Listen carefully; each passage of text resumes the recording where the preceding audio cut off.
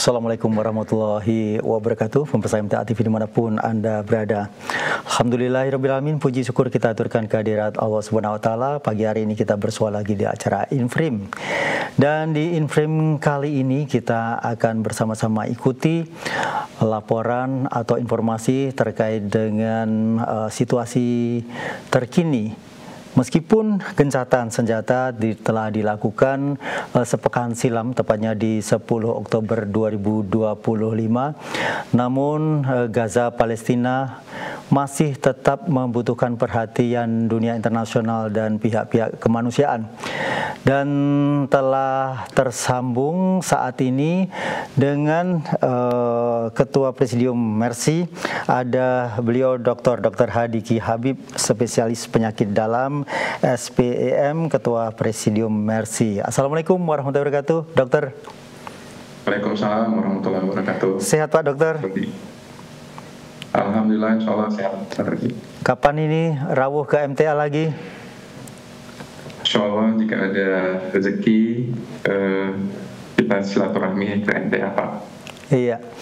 Pak Dokter, ini satu kemajuan yang bisa kita harapan kita bersama bahwa sekarang blokade semuanya sudah dibuka, namun tidak sepenuhnya atau belum sepenuhnya bahwa kegiatan-kegiatan yang semestinya dilakukan secara normal, tapi di sana masih juga ada tank-tank yang berjaga.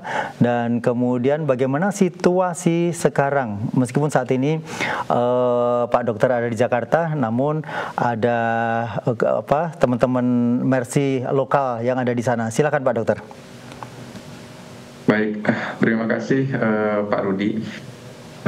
Jadi kami menyampaikan bahwa tim emergency dari Mercy untuk Gaza itu memang baru keluar dari Gaza itu di bulan September. Ya, di bulan September 2025 itu yang rombongan ke-9 baru keluar, dan saat ini kita sedang mempersiapkan keberangkatan untuk rombongan yang ke-10. Insya Allah jika lancar-lancar itu minggu ke-4 Oktober itu dijadwalkan untuk minggu ke-3 Oktober itu dijadwalkan untuk masuk ke dalam Gaza, insya Allah. Bismillah.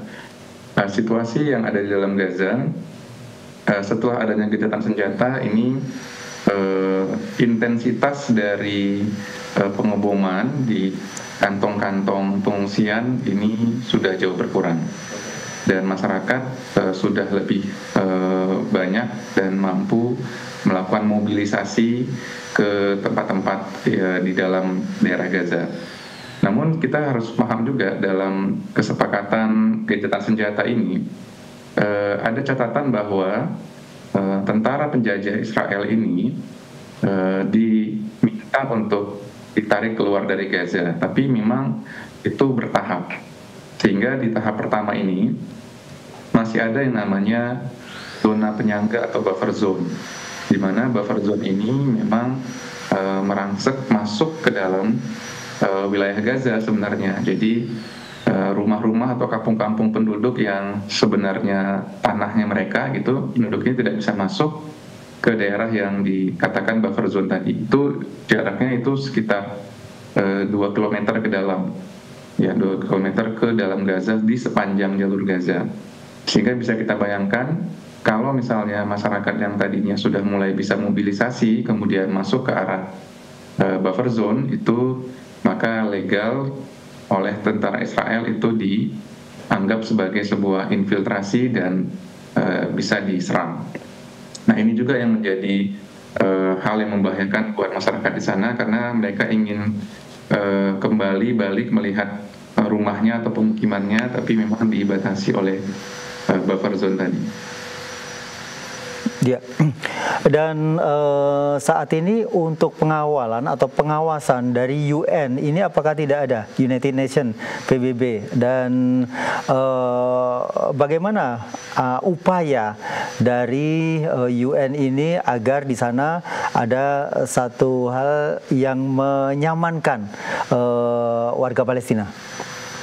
Ya, apa apa yang sekarang masih dipertahankan itu adalah koridor kemanusiaan melalui jalur profesi kesehatan. Jadi memang salah satu usaha yang dilakukan oleh Badan Dunia ini untuk membantu perangi penderitaan dan serangan tentara Israel ke dalam Gaza itu adalah dengan mempertahankan kegiatan-kegiatan kemanusiaan medis di dalam Gaza, dan ini memang tidak bisa dikerjakan sendiri oleh Badan Dunia WHO.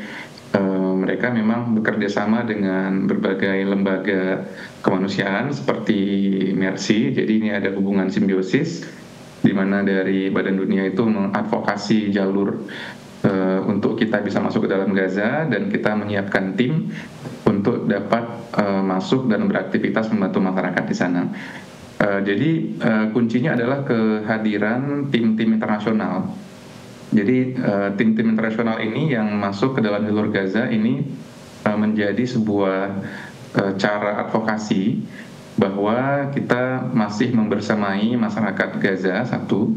Yang kedua, kita sebagai tenaga medis dan warga negara dunia gitu ya,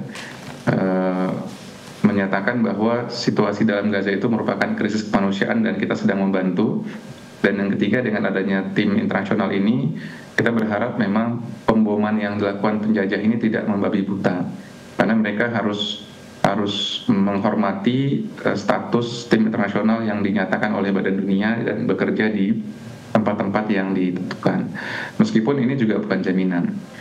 Jadi ini yang masih terus kita pertahankan, Pak Rudi. Dan satu lagi, dengan adanya akses kita ke dalam, kita juga mengambil kesempatan untuk terus menyuarakan ya, dibantu juga dengan mitra-mitra kita seperti dengan MTA.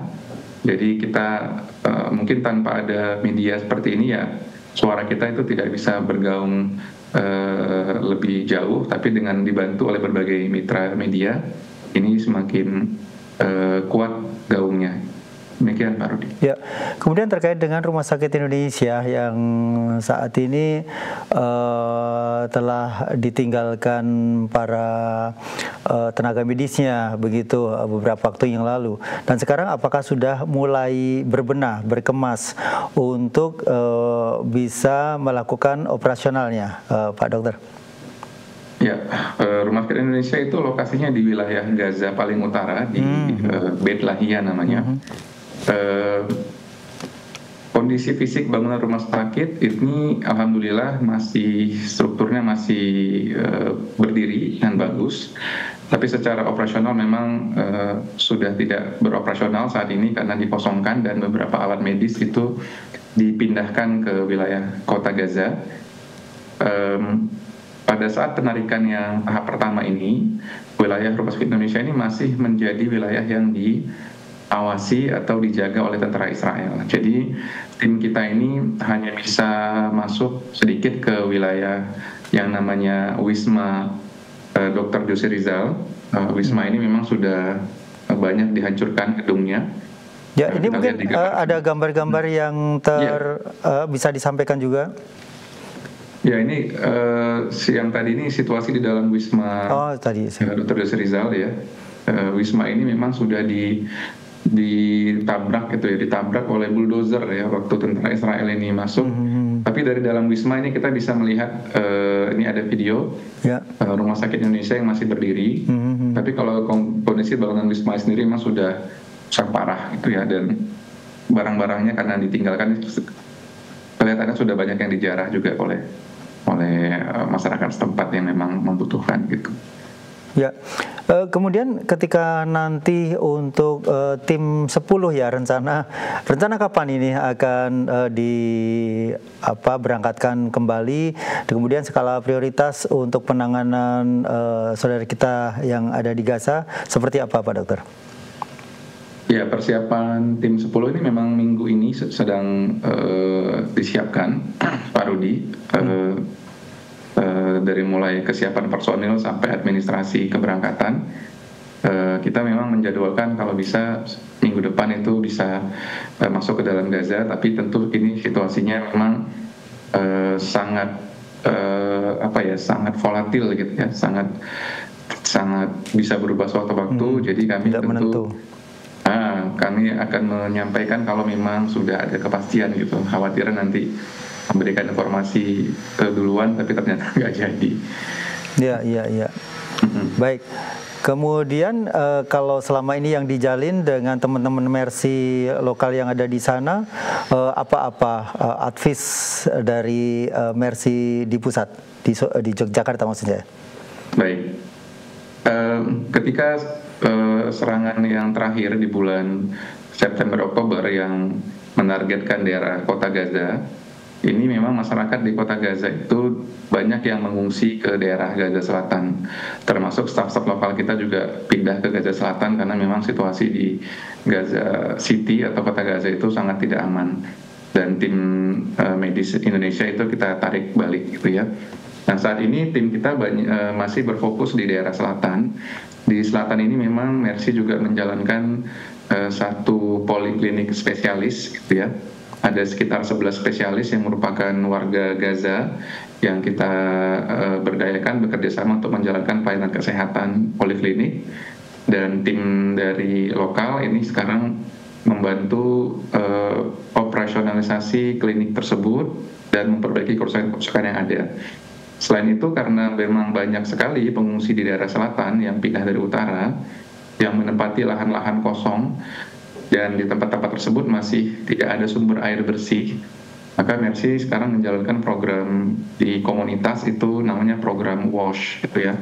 WASH itu singkatan dari Water, Sanitation and Hygiene gitu. Jadi menggali sumur untuk sumber air bersih dan kemudian menyiapkan toilet-toilet untuk kebersihan warga-warga yang tinggal di pengungsian, sambil kita menunggu akses yang lebih baik dan aman untuk dapat kembali ke daerah utara, ke Beit Lahia di Rumah Sakit Indonesia. Ya.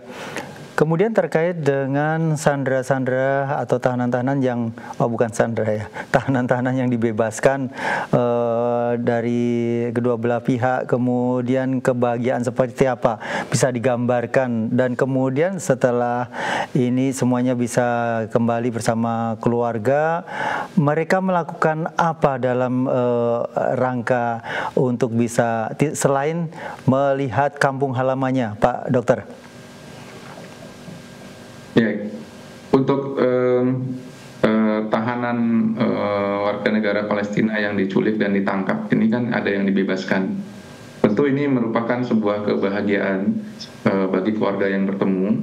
Kami sendiri ketika saya bertugas di Gaza bulan Januari sampai Maret 2025 kemarin juga pernah mengelola sandera yang dibebaskan ini ya secara kesehatan. Jadi memang tentu kita bersyukur, tapi derita yang mereka alami di dalam tahanan ini memang memberikan dampak psikologis yang sangat dalam gitu ya.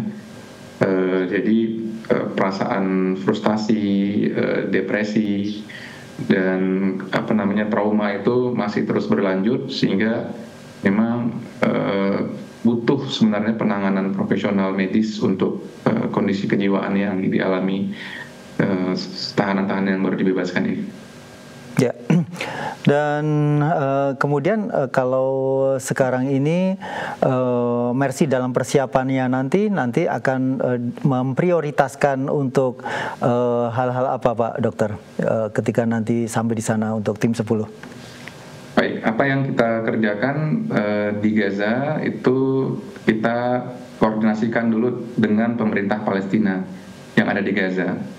Jadi rencana dari pemerintah Palestina memang untuk jangka pendek itu tetap membantu mengatasi krisis kelaparan yang ada di dalam Gaza, dan ini memang komitmen kita juga bantu dalam program bantuan makanan. Yang kedua itu krisis kemanusiaan akibat sanitasi yang sangat buruk. Ini kita ikut dalam program WASH atau Water, Sanitation and Hygiene. Dan nomor 3 adalah membantu pemerintah Palestina di Gaza memberikan pelayanan kesehatan dengan mengirimkan tenaga kesehatan di rumah sakit yang masih bisa berfungsi. Dan yang nomor 4 itu kita membantu proses rehabilitasi dan rekonstruksi fasilitas kesehatan. fokus Mercy memang saat ini tetap di Rumah Sakit Indonesia di Gaza dan klinik spesialis di daerah Gaza Selatan Al-Mawasi yang memang dikelola Mercy. Ya. Sebenarnya kalau di Palestina sendiri ketika tim Mercy hadir begitu, adakah juga relawan-relawan dari negara yang lain? Saya lihat seringnya biasanya Rompi Mercy ini sangat mendominasi tenaga kesehatan yang ada di sana.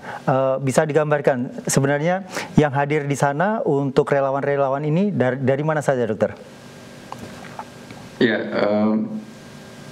yang hadir itu kan memang lembaga-lembaga yang memang sudah mendapatkan izin dari WHO. Memang kalau dari Indonesia ini yang melalui WHO itu Mercy. Ada juga lembaga lain itu dari Eropa, Amerika maupun dari Afrika itu yang masuk ke dalam Gaza. Kita dapat kesempatan untuk masuk dan dapat menyuarakan, diberikan izin untuk menyuarakan situasi di dalam Gaza dengan membawa nama Indonesia, sehingga ini memang jadi kesempatan kita untuk mengkampanyekan, mengadvokasi kejahatan kemanusiaan dilakukan Israel di dalam Gaza. Jadi selain dari Indonesia, memang kebanyakan itu tenaga kesehatan dari Amerika, Eropa, Australia juga ada. Ya. Kalau dari Asia sendiri saat ini memang Asia Tenggara ini masih dari Indonesia dan pernah juga dari Malaysia yang masuk ke dalam Gaza. Yeah. Terakhir mungkin bisa disampaikan terkait dengan pidato Bapak Presiden Prabowo di PBB, dan beliau menyampaikan sesuatu yang memberikan harapan terkait dengan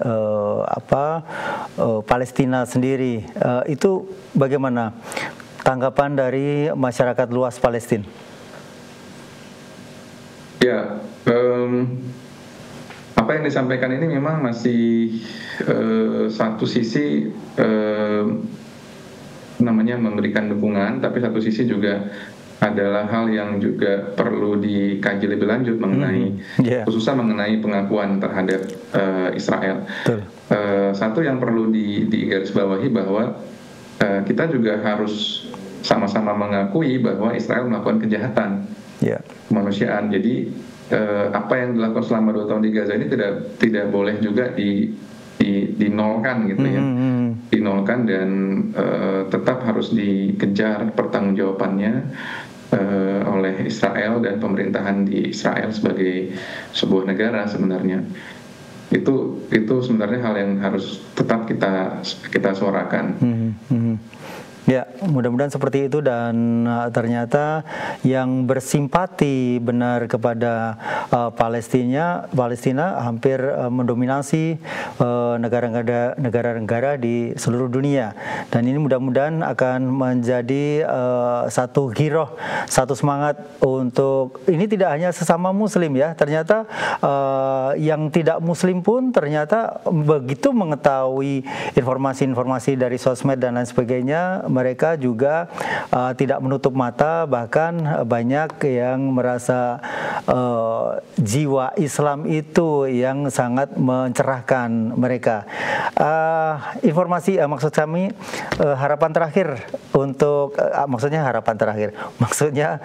di sesi terakhir ini, harapan-harapan apa yang bisa disampaikan oleh Dr. Hadiki? Baik Pak, jadi sama seperti narasi kita sebelum-sebelumnya bahwa kita berharap gencatan senjata ini terjadi satu permanen gitu ya. Dengan gencatan permanen maka masyarakat yang ada di Gaza itu diharapkan dapat bangkit kembali untuk menata kehidupan mereka dan membangun kembali peradabannya gitu ya. Dengan peradaban yang kuat maka perjuangan diplomasi dan advokasi terkait kemerdekaan ini juga belum selesai sebenarnya, dan itu tetap harus dilanjutkan, dan kita tentu tetap harus membersamai perjuangan ini dengan kapasitas kita gitu ya, dengan kapasitas kita serta tentu dengan cara-cara yang juga baik, profesional dan syar'i gitu Pak ya. Jadi itu yang harapan kami, supaya permanen dan tentunya pada akhirnya kita berharap pada kemerdekaan oleh bangsa Palestina.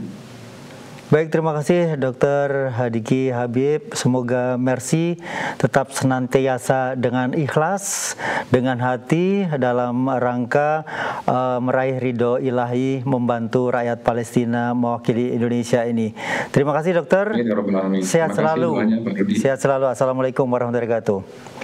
Sehat-sehat juga, Rudi. Waalaikumsalam warahmatullahi wabarakatuh. Baik, pemirsa dimanapun Anda berada, demikian tadi wawancara kami MTA TV dengan Ketua Presidium Mercy, Dr. Hadiki Habib, spesialis penyakit dalam SPEM. Saya Rudi Arfianto, mohon maaf atas segala kesalahan. Bila taufiq wal hidayah. Assalamualaikum warahmatullahi wabarakatuh.